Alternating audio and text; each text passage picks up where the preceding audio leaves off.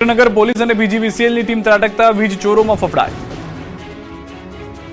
વીજ ચોરી કરતા તત્વો સામે પીજીવીસીએલ અને પોલીસ દ્વારા ઓપરેશન શરૂ કરાયું। સુરેન્દ્રનગરના જામવાડી ગામે પોલીસ અને પીજીવીસીએલની ટીમ પહોંચતા વીજ ચોરી કરવામાં તત્વોમાં ફફડાટ ફેલાઈ ગયો। મેગા સર્ચ ઓપરેશન દરમિયાન 57 ગેરકાયદેસર વીજ જોડાણો મળી આવ્યા। અંદાજે 80 લાખ રૂપિયાથી વધુની વીજ ચોરી ઝડપાઈ। ગેરકાયદેસર ખનન, કાર્બોસેલના કુવા તેમજ ગુનાહિત ઇતિહાસ ધરાવતા ઇસમો સામે સંકળાયેલા સ્થળો તપાસ કરી અને અનેક વાહનો ડિટેન કરવામાં આવ્યા। આ કામગીરીમાં 250થી વધુ પોલીસ અને 50થી વધુ પીજીવીસીએલ કર્મચારીઓ જોડાયા। વડોદરામાં કચોરીમાંથી નીકળ્યો બંદો।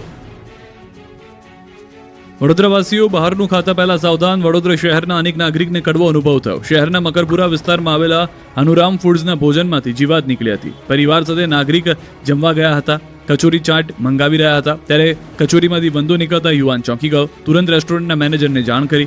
ગ્રાહકના જણાવ્યા મુજબ કચોરી ચાટ ઓર્ડર કરી હતી, જેમાં ખાતા ખાતા અચાનક બંદો નીકળ્યો। બંદો જોતા તે ચોંકી ગયો અને તરત જ મોબાઈલમાં વિડીયો રેકોર્ડ કરી લીધો। વિડીયોમાં કચોરીની પ્લેટમાં જીવાતની હિલચાલ સ્પષ્ટ દેખાય છે, જેનાથી ગ્રાહકમાં આક્રોશ ફેલાયો। ત્યારે બેદરકાર વ્યાપારી સામે કડક કાર્યવાહીની માંગ કરી છે। મતદાર યાદીમાંથી નામો કરવાના મુદ્દે નવસારી જિલ્લામાં કોંગ્રેસે ચીખલીમાં મોરચો માંડ્યો। નવસારીમાં એસઆઈઆરની પ્રક્રિયાને લઈને રાજકીય માહોલ ગરમાયો છે। મતદાર યાદીમાંથી નામો કમી કરવાના મુદ્દે નવસારી જિલ્લા કોંગ્રેસ પ્રમુખે ચીખલીમાં મોરચો માંડ્યો। જિલ્લા કોંગ્રેસ પ્રમુખે ભાજપ અને સ્થાનિક વહીવટીતંત્ર પર ગંભીર આક્ષેપો કર્યા। કોંગ્રેસે આરોપ લગાવ્યો છે કે અધિકારીઓ ભાજપના ઇશારે કાયદા વિરુદ્ધ કામગીરી કરીને મતદાર યાદીમાંથી નામો કમી કરી રહ્યા છે। ગણદેવીના ધારાસભ્ય અને મંત્રી નરેશ પટેલ વિરુદ્ધ ફોર્મ નંબર 7 વાંધા અરજી દાખલ કરી તેમની મતદાર તરીકેની પાત્રતા પર સવાલ ઉઠાવી પુરાવા રજૂ કરવાનો પડકાર ફેંક્યો। ખાસ કરીને 1000થી પણ વધુ મતદારોને પુરાવા સાથે બોલાવાયા હોવા છતાં અધિકારીઓની ગેરહાજરીના પગલે કોંગ્રેસના કાર્યકરોમાં ભારે રોષ જોવા મળી રહ્યો છે। સુરતમાં ઢોલ નગારા સાથે લોકોએ ટીપી સ્કીમના રિઝર્વેશન સામે વિરોધ કર્યો। સુરતના કતારગામમાં ટીપી સ્કીમના રિઝર્વેશન સામે જન આક્રોશ જોવા મળી રહ્યો છે। કતારગામ વિસ્તારમાં ટીપી સ્કીમ નંબર 49, 50 અને 51 હેઠળ રહેણાંક મકાનો અને પ્લોટ પર લાદવામાં આવેલા રિઝર્વેશન સામે વિરોધ કરતા રહીશો રસ્તા પર ઉતરી ગયા અને રિઝર્વેશન રદ કરવાની ઉગ્ર માંગ સાથે મેદાનમાં ઉતર્યા। કતારગામના વિવિધ વિસ્તારો અને સોસાયટીઓના ઢોલ નગારા સાથે શેરીએ શેરીએ જનજાગૃતિ અભિયાન હાથ ધરવામાં આવ્યું। આ અભિયાન દરમિયાન રહીશોને ટીપી સ્કીમ હેઠળના રિઝર્વેશનની ગંભીરતા, તેના કાનૂની અને સામાજિક પરિણામો અંગે વિસ્તૃત માહિતી આપવામાં આવી। લોકોનું કહેવું છે કે આ રિઝર્વેશનથી અનેક પરિવારોના ઘરો અને પ્લોટ જોખમમાં મુકાઈ ગયા છે। ભરૂચના આમોદમાં ગેરકાયદે દબાણો પર ચાલશે બુલડોઝર।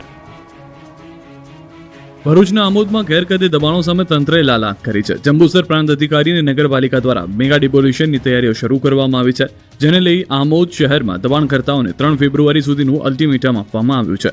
આ સાથે નેશનલ હાઈવે 64 અને પાલિકાની હદમાં આવતા કુલ 18 મીટર સુધીના દબાણો પર નિશાનીઓ કરી દેવામાં આવી છે।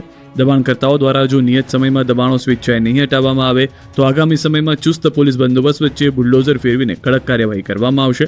આ કાર્યવાહીના ભાગરૂપે નેશનલ હાઈવે 64 પર સ્થિત દુકાનદારો દ્વારા કરવામાં આવેલું 13.71 મીટરનું દબાણ અને નગરપાલિકાની અંદાજે 4 મીટર જગ્યા મળીને કુલ 18 મીટર સુધીનો વિસ્તાર ખુલ્લો કરાશે। સુરત અશ્વ શો દરમિયાન ઘોડો બેકાબુ બનતા અફરાતફરી। સુરતના અડાજણ વિસ્તારમાં તાપી નદીના કિનારે આવેલા રિવરફ્રન્ટ પર આયોજિત 7મા તાપી અશ્વ શો 2026માં એકાએક ભયનો માહોલ જોવા મળ્યો હતો। રમત પૂર્ણ થયા બાદ રાઇડિંગ દરમિયાન કબીર નામનું ઘોડો અચાનક બેકાબુ થઈ જતા દોડધામ મચી ગઈ। સદનસીબે આ ઘટનામાં કોઈ મોટી જાનહાની થઈ નથી, પરંતુ ઘોડાના સવારને સામાન્ય ઈજાઓ પહોંચી। નોર્મલ રાઇડિંગ ચાલી રહી હતી ત્યારે અચાનક કબીર નામના ઘોડાએ પોતાનું નિયંત્રણ ગુમાવ્યું। રાઇડિંગ દરમિયાન ઘોડો મિસ હેન્ડલ થતા તે એકાએક ભાગવા લાગ્યો। ઘોડો એટલી ઝડપે દોડ્યો કે તેના પર સવાર રાઇડરે નીચે પટકાતા તેમને ઈજાઓ પહોંચી। મેદાનમાં હાજર દર્શકો અને અશ્વપ્રેમીઓમાં ઘોડાને બેકાબુ જોઈને ગભરાટ ફેલાઈ ગઈ। અંદાજે 1 રાઉન્ડ સુધી કબીર મેદાનમાં આમ તેમ દોડતો રહ્યો, જેના કારણે થોડા સમય માટે અફરાતફરીનો માહોલ સર્જાયો। જોકે ત્યાં હાજર ટ્રેનર્સ અને આયોજકોની સતર્કતાને કારણે ઘોડાને ટૂંક સમયમાં જ કાબૂમાં કરી લેવામાં આવ્યો, જેથી મોટી દુર્ઘટના ટળી હતી। જૂનાગઢમાં અશ્વમાં ગ્લેન્ડર્સ નામનો રોગ દેખાતા તંત્ર હરકતમાં। જૂનાગઢમાં એક અશ્વમાં ગ્લેન્ડર્સ નામનો રોગ દેખાતા પશુપાલન વિભાગ હરકતમાં આવ્યો। ઝાંઝડા વિસ્તારમાં 1 મહિના પહેલા એક અશ્વ બીમાર પડ્યું હતું। તેના મેડિકલ રિપોર્ટ 20 દિવસ બાદ આવતા તેમાં ગ્લેન્ડર રોગ હોવાનું સામે આવ્યું, પરંતુ અશ્વનું થોડા દિવસ પહેલા જ મોત નીપજ્યું। અન્ય કોઈ અશ્વમાં રોગ ન ફેલાય, જેને લઈને પશુપાલન વિભાગ દ્વારા સર્વે કરી સેમ્પલિંગની પ્રક્રિયા શરૂ કરાઈ। રોગની ગંભીરતાને લઈ અસરગ્રસ્ત વિસ્તારના 10 કિલોમીટરની ત્રિજ્યામાં આવતા તમામ અશ્વના સેમ્પલ લેવાની પ્રક્રિયા શરૂ કરી દેવામાં આવી। અત્યાર સુધીમાં અંદાજે 45થી વધુ અશ્વના બ્લડ રિપોર્ટ લેવામાં આવ્યા છે। પશુપાલકોને અપીલ કરવામાં આવી છે કે જો તેમના અશ્વમાં નાકમાંથી પ્રવાહી પડવું, તાવ આવવો કે શરીર પર ગાંઠો થવા જેવા લક્ષણો જણાય તો તાત્કાલિક નજીકના પશુ દવાખાનાનો સંપર્ક કરે। કેન્દ્રીય બજેટમાં સામાન્ય માણસને કોઈ રાહત નહીં, આવકવેરા સ્લેબમાં કોઈ ફેરફાર નહીં, ત્યારે જાણો ગુજરાતને શું મળ્યું। કેન્દ્રીય નાણામંત્રી નિર્મલા સીતારામણે સતત 9મી વાર કેન્દ્રીય બજેટ રજૂ કર્યું. ગત વર્ષની તુલનાએ આ વખતે નાણામંત્રીના 85 મિનિટના ભાષણમાં સામાન્ય માણસ માટે કોઈ મોટી જાહેરાત થઈ ન હતી. જોકે ટેક્સ ફાઇલ કરવામાં સરળતા, રેલવે પ્રોજેક્ટ અને આયુર્વેદિક એમ્સ જેવી નવી વાતો કહેવામાં આવી છે. ડિફેન્સ બજેટ 6.81 લાખ કરોડથી વધારીને 7.85 લાખ કરોડ એટલે કે 15.2% વધારો કરાયો. તો લોથલ, ધોળાવીરા સહિતની 15 વિરાસતોનો વિકાસ કરાશે. દેશમાં 3 નવી આયુર્વેદ એમ્સ બનાવાશે. જામનગરમાં WHO ટ્રેડિશનલ મેડિસિન સેન્ટર બનાવવામાં આવશે. પણ કરદાતાઓને નિરાશ થવાનો વારો આવ્યો છે, કેમ કે બજેટમાં ઇન્કમટેક્સને લઈને કોઈ મોટી જાહેરાત થઈ નથી. જો કે હવે 31 ડિસેમ્બરની જગ્યાએ 31 માર્ચ સુધી રિવાઇઝ રિટર્ન ફાઇલ કરી શકાશે. 1 એપ્રિલથી નવો નિયમ ટેક્સ કાયદો લાગુ થશે. આના દ્વારા ફક્ત ટેક્સ રિટર્ન ફાઇલ કરવાની પ્રોસેસને સરળ બનાવવામાં આવશે. TDS ન કપાવવા માટે એપ્લિકેશન જરૂરી નથી.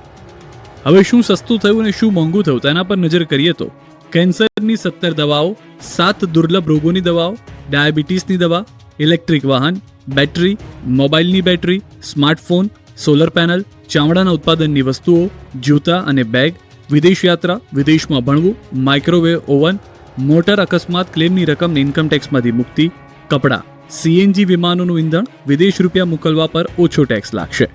તો દારૂ, તમાકુ, ગુટખા, સિગરેટ, કોલસો, ફ્રીઝ કન્ટેનર, છત્રી, ખનીજ, લક્ઝરી ઘડિયાળ, સ્ટોક ઓપ્શન્સ, ફ્યુચર ટ્રેડિંગ અને ભંગાર મોંઘો થયો છે. ખેડૂતો માટે કઈ કઈ જાહેરાત કરવામાં આવી તેની વાત કરીએ તો પશુપાલન ક્ષેત્ર માટે ક્રેડિટ લિંક સબસિડી યોજના શરૂ કરાશે. નાળિયેર, બદામ, અખરોટ, કાજુ, કોકોનું ઉત્પાદન વધે તેવા પ્રયાસો કરાશે. મત્સ્યપાલનને પ્રોત્સાહન આપવામાં આવશે. 500 તળાવો અને અમૃત સરોવરનો વિકાસ કરવામાં આવશે. ભારતીય ચંદન ઉદ્યોગ તંત્રને ફરીથી સ્થાપિત કરવામાં આવશે.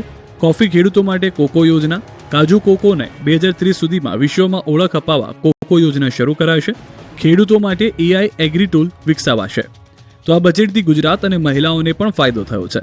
લગભગ દેશના 800 જિલ્લામાં છોકરીઓ માટે હોસ્ટેલ બનશે. રાજ્યના 34 જિલ્લામાં ગર્લ્સ હોસ્ટેલ બનશે. ગર્લ્સ સ્ટુડન્ટ્સ માટે STEM શિક્ષણને વિશેષ પ્રાથમિકતા અપાશે. લખપતિ દીદીની જેમ મહિલા સ્વયં સહાય જૂથની ઔદ્યોગ સાહસિક મહિલાઓ માટે શી માર્ટ બનાવવામાં આવશે. બીજી તરફ બજેટની બજારમાં ઉથલપાથલ મચી ગઈ છે. સરકારે F&O ટ્રેડર્સ માટે સિક્યોરિટીઝ ટ્રાન્ઝેક્શન ટેક્સ STT ને 0.02% વધારીને 0.05% કર્યો છે, જેથી શેર બજારમાં 2400 પોઈન્ટ સુધીનો કડાકો બોલી જતા એક જ દિવસમાં 8 લાખ કરોડ સ્વાહા થઈ ગયા. તો સોના ચાંદીના ભાવમાં પણ કડાકો બોલી ગયો હતો. બાલાસિનોરમાં ચોરીની આશંકાએ પોલીસે બાળકને ઢોર માર માર્યો. બાલાસિનોરના જરોડ ગામમાં થયેલી ચોરીના મામલે શંકાના આધારે એક 13 વર્ષના માસૂમ બાળકને પોલીસ દ્વારા ઢોર માર મારવામાં આવ્યો હોવાના ગંભીર આક્ષેપ થયા. PI JN સોલંકીએ પોલીસ સ્ટેશન પાછળ CCTV વગરની ખાનગી દુકાનમાં બાળકને લઈ જઈને ઢોર માર માર્યો, જેના કારણે બાળકની તબિયત લથડતા તેને સરકારી હોસ્પિટલમાં દાખલ કરવામાં આવ્યો. આ ઘટનાની જાણ થતાં સ્થાનિક ભાજપના ધારાસભ્યએ બાળકની મુલાકાત લીધી અને જિલ્લા પોલીસ વડાને ફોન કરીને કડક તપાસની માંગ સાથે ઉગ્ર રજૂઆત કરી છે. મહેસાણાના ઊંઝા તળાવમાં ડૂબતા યુવક માટે ફાયર બ્રિગેડ દેવદૂત સાબિત થઈ છે. ફાયર બ્રિગેડની ટીમને કોલ મળતા તાત્કાલિક ઘટના સ્થળે પહોંચી તળાવમાં ડૂબી રહેલા 47 વર્ષીય વ્યક્તિને બચાવવા માટે રેસ્ક્યુ કર્યું હતું. ફાયરની ટીમે ભારે જહેમત બાદ સહી સલામત બહાર કાઢ્યા હતા. યુવકને રાહતનો શ્વાસ લેવો ફાયદાકારક રહ્યો. પંચમહાલના હલોલના બાસકા પાસે પ્લાસ્ટિકના દાણા ભરેલા ટ્રેલરમાં આગ વિકરાળ બનતા હલોલ વડોદરા હાઈવે પર વાહન વ્યવહાર અટક્યો. પ્લાસ્ટિકના દાણા રસ્તા પર ઢોળતા હાઈવે પર પણ આગ ફેલાઈ ગઈ હતી. હાલોલ વડોદરા ફાયર ફાઈટરની આગ પર કાબુ મેળવવા જહેમત શરૂ. હાઈવે પર અફરાતફરી વચ્ચે હાલોલ પોલીસે ઘટના સ્થળે પહોંચી હતી અને આગ પર કાબુ મેળવવાના પ્રયાસો શરૂ કર્યા છે. રાજકોટના જંગલેશ્વરના ડિમોલિશનની કાર્યવાહીના વિરોધમાં હવે સોશિયલ મીડિયા પર ઝુંબેશ શરૂ થઈ છે. સોશિયલ મીડિયા પર કેટલાક લોકોએ જંગલેશ્વરના રહીશોના સમર્થનમાં વિડીયો બનાવ્યા છે. આ વિસ્તારમાં